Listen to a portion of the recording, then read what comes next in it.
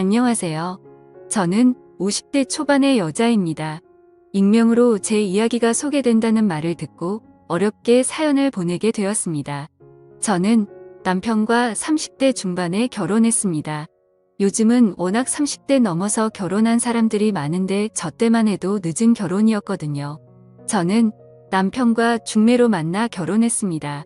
그래서 부모님이 엄청 좋아하셨어요. 그래서 결혼하고 딸 둘 낳고 나름대로 잘 살고 있었죠. 남편은 직장을 다니다 그만두고 현재 사업을 하고 있고요. 제 남편에는 형이 2명이 있습니다. 한 명은 현재 미국에 거주하시고 나머지 한 명은 서울에 계시죠. 그리고 저희 부모님도 서울에 살고 있어요. 시부모님 모두 건강하게 살아 계시고요. 제 아주버님의 아내, 그러니까 제 작은 형님에게는 친구분이 한 명 있는데요. 그분이 미용사입니다. 그래서 저도 자주 가서 머리를 했죠. 저희 집에서 그리 멀지 않은 동네에서 미용실을 하시는데 꽤 실력이 좋으시거든요. 그날도 염색을 하려고 미용실에 갔어요. 그런데 문이 잠겨 있더라고요. 잠시 외출했나 영업을 안 하나 생각이 들면서 내일 다시 와야 하는 고민이 들더라고요. 미용실 앞에서 10번 정도 고민하다가 내일 다시 오자 결정하고 집에 가려는데 화장실이 가고 싶더라고요. 미용실 상가 뒤쪽으로 가면 공용 화장실이 있거든요. 그래서 화장실 쪽으로 향했죠. 그런데 화장실 가는 길이 미용실 뒤편이에요. 머리 감는 공간이요.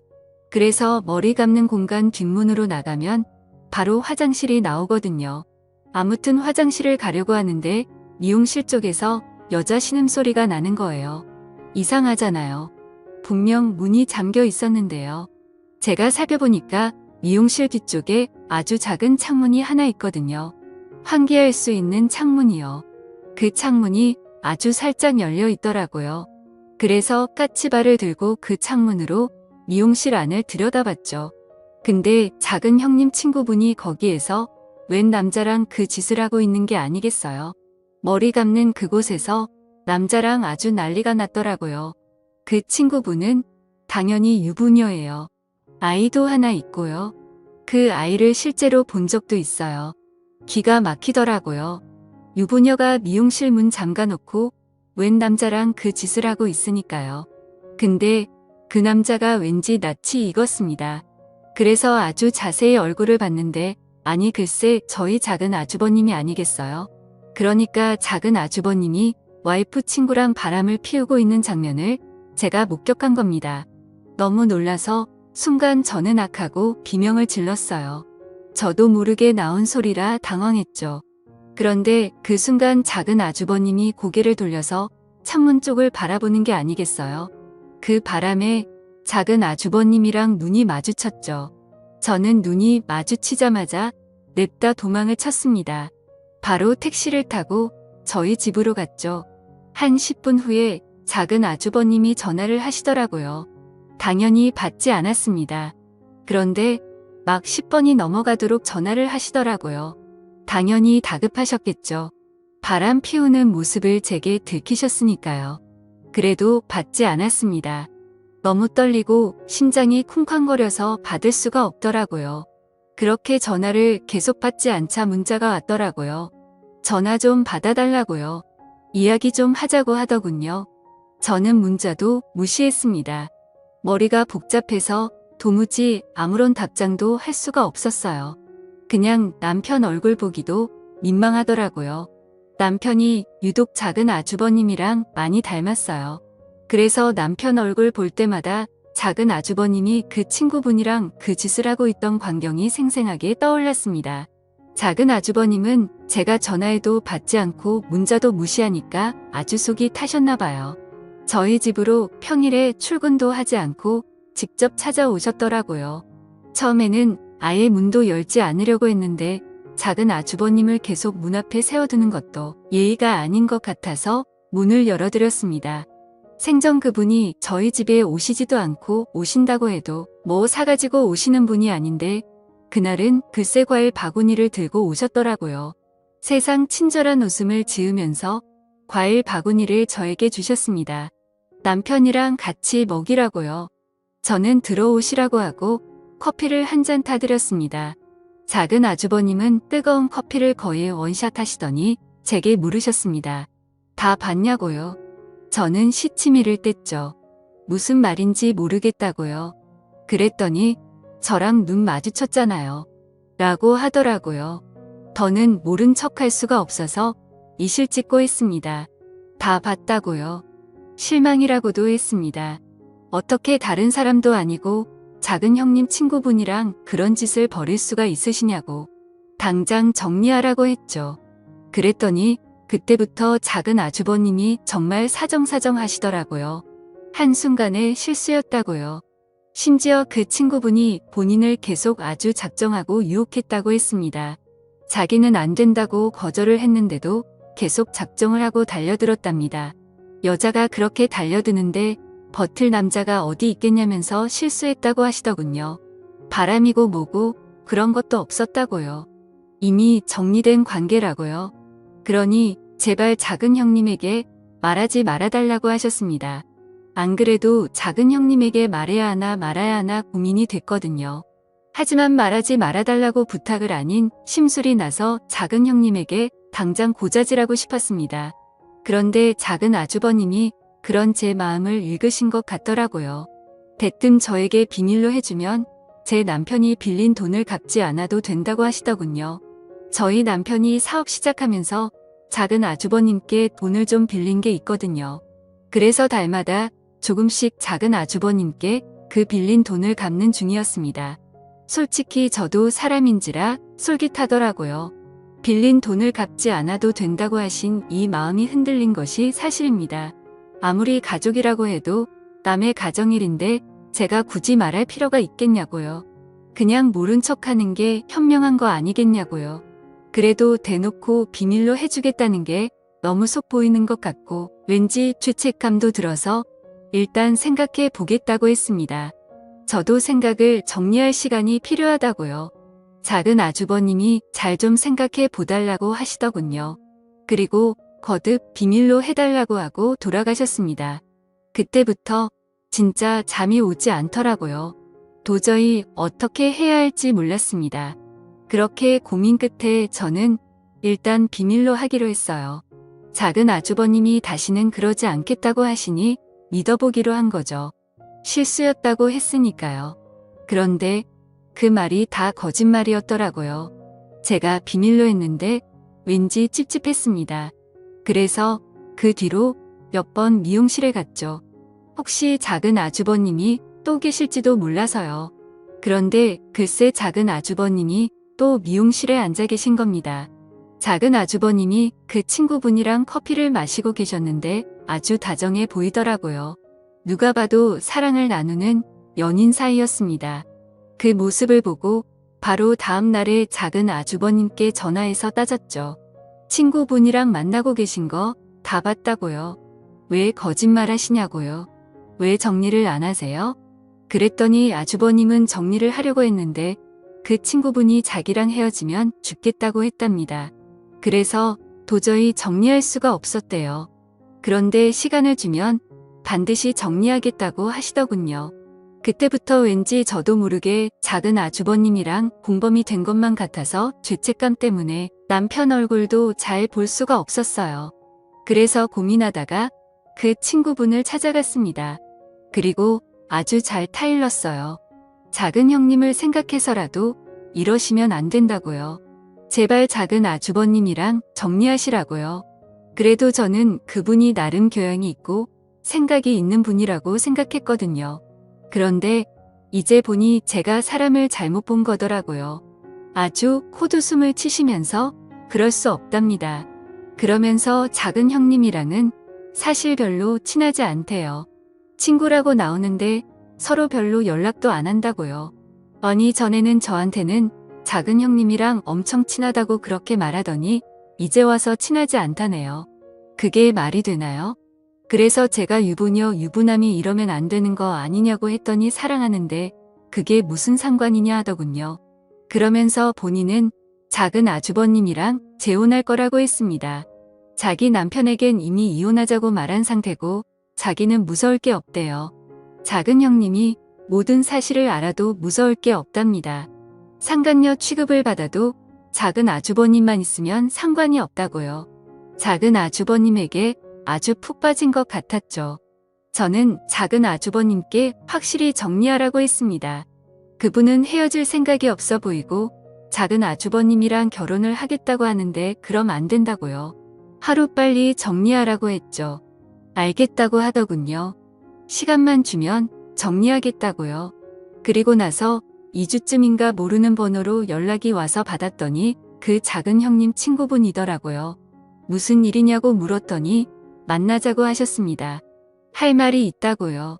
그래서 미용실로 찾아갔더니 엉엉 울면서 작은 아주버님이 바람을 피운다고 하더라고요.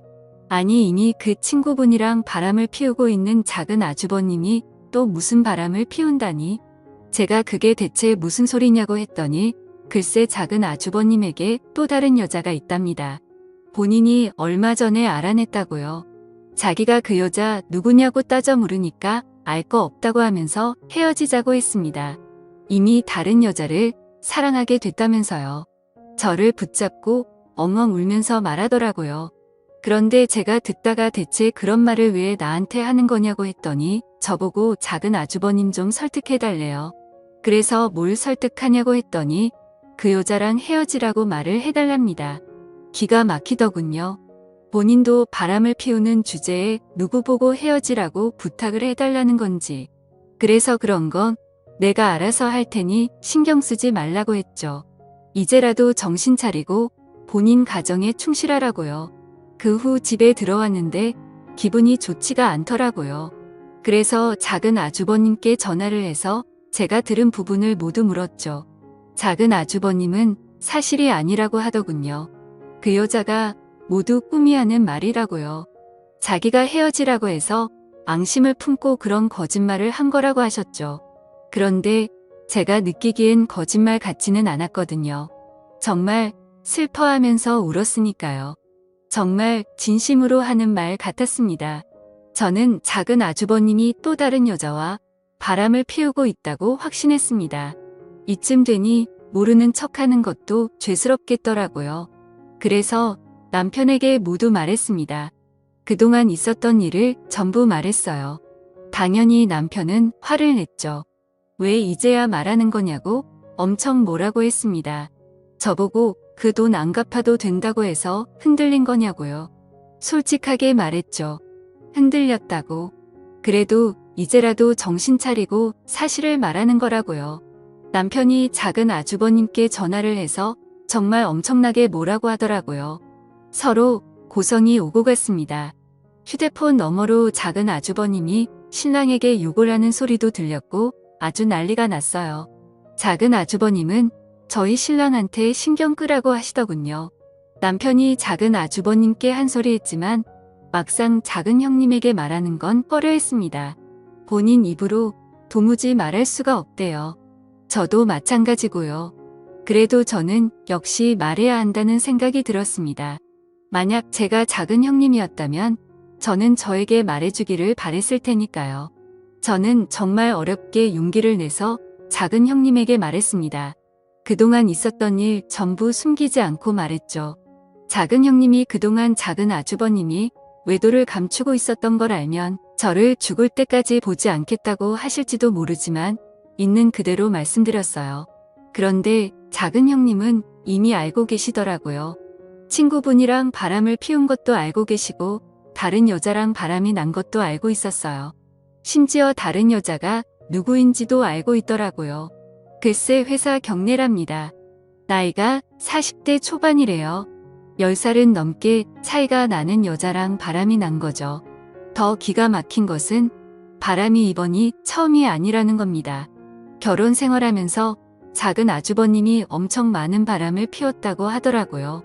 그걸 알면서도 작은 형님은 지금까지 모른 척 눈 감아준 거였고요. 작은 형님은 저에게 조금 실망했다고 했지만 이제라도 말해줘서 고맙다고 하시면서 자기를 도와달라고 하셨습니다. 어떻게 도와주냐고 했더니 자기 계획을 말씀하시더라고요. 알고 보니 이미 작은 형님은 많은 부분을 계획하고 계셨죠. 일단 작은 아주버님이 작은 형님 이름으로 구매했던 아파트 2채를 모두 형님이 파셨대요. 작은 아주버님이 사업을 하면서 돈을 조금 모으셨거든요. 그런데 세금을 내야 하니까 작은 형님이 이름으로 아파트를 산 거죠. 그래서 작은 형님이 그 아파트를 몰래 판 거고요. 작은 형님은 작은 아주버님 몰래 이사를 하실 계획이었어요. 아무도 모르는 곳으로 몰래 떠나실 계획이었던 거죠. 그런데 그러려면 작은 아주버님이 오랫동안 집을 비우셔야 하는데 정말 작은 아주버님이 엄청난 짠돌이였거든요. 그래서 꼭 점심도 집에 가서 드세요. 웬만하면 외식도 잘 안 합니다. 기가 막힌 건 지금까지 수많은 여성들이랑 바람을 피워도 그 여자들이랑 여행 한 번 안 갔답니다. 평소에는 밥도 항상 집에 와서 먹고요. 저는 그런데도 어떻게 바람을 피울 수 있는지 신기하더라고요. 아무튼 그래서 작은 형님은 작은 아주버님이 오랫동안 집을 비울 신반이 있어야 한다고 하셨어요. 그동안 포장 이사를 불러서 이사를 해야 하니까요. 엄청난 계획을 저보고 도와달라고 하시더군요. 도와주면 지금까지 침묵했던 부분을 모두 용서해 주겠다고 하시면서요. 고민이 많이 되었습니다. 나중에 일을 제가 도와준 걸 작은 아주버님이 알게 되면 큰일이잖아요. 그런데 다른 한편으론 작은 형님을 도와드리고 싶더라고요. 같은 여자여서 도와드리고 싶었습니다.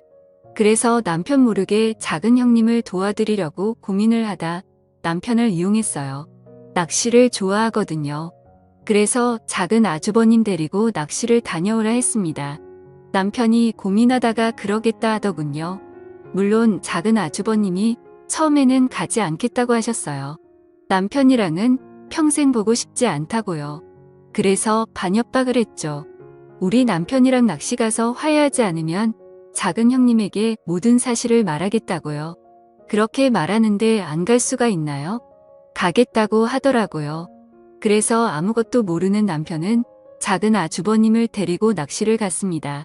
작은 아주버님이 저희 남편이랑 1박 2일로 낚시를 하는 사이 작은 형님은 이사를 했습니다. 포장 이사를 불러서 이사를 했죠. 아무도 모르는 곳으로요. 심지어 저에게도 알려주시지 않았어요.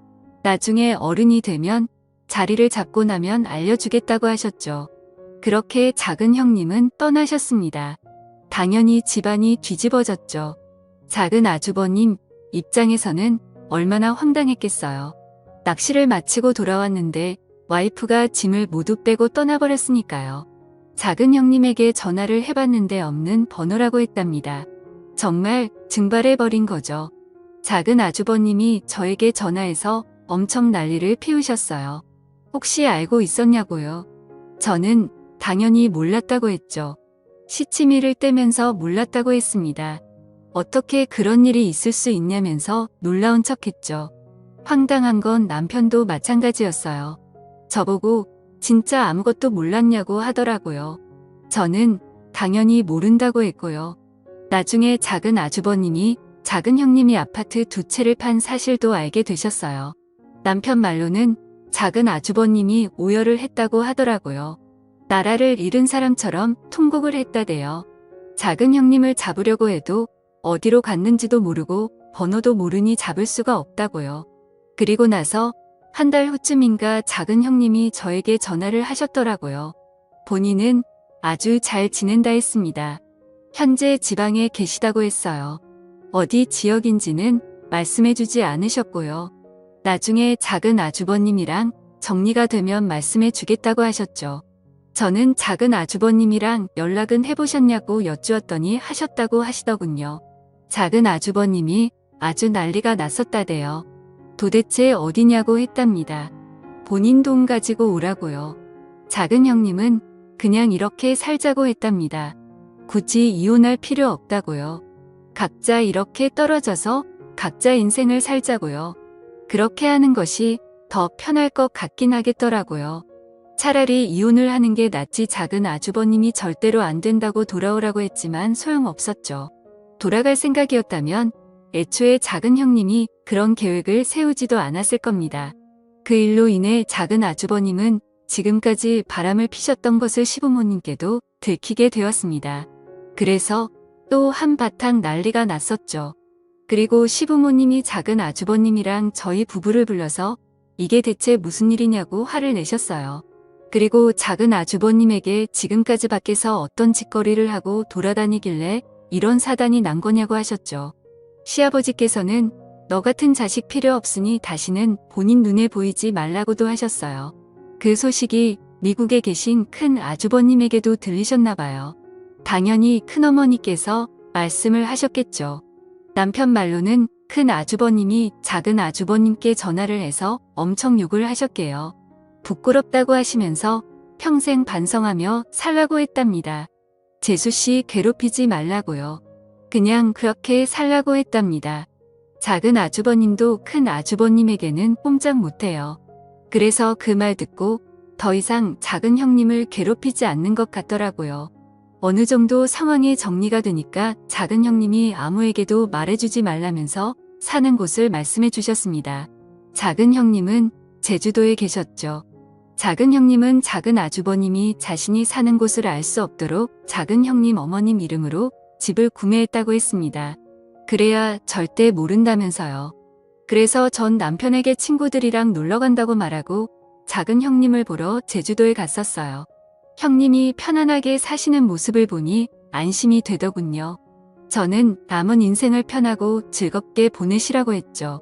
가끔 이렇게 찾아오겠다고요. 작은 형님은 흔쾌히 그러라고 하셨습니다. 남편은 제가 작은 형님이 어디에 있는지 알고 있다는 사실을 눈치챘는지 저에게 가끔씩 물어봅니다. 작은 형님이 대체 어디에 있냐고요. 서로 연락하고 지내는 거 다 안다고요. 저는 절대로 모른다고 했죠. 절대로 알려고 하지 말라고요. 계속 묻다가 제가 말을 하지 않으니까 더는 물어보지 않더라고요. 돌이켜 생각해보면 후회되고 부끄럽습니다. 진작에 작은 형님에게 사실을 말하지 않은 부분이요. 그것만 생각하면 정말 얼굴이 화끈거려요.